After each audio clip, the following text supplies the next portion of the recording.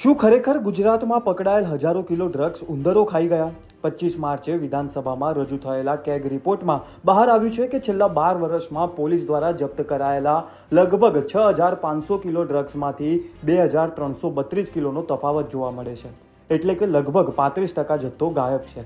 અધિકારીઓનો દાવો છે કે થોડો જથ્થો ચોરી થઈ ગયો અને બાકીનો ઉંદરો ખાઈ ગયા અથવા ભેજના કારણે વજન ઘટી ગયું. પણ એટલો મોટો તફાવત માત્ર આ કારણોથી સમજાવી શકાય એવો નથી.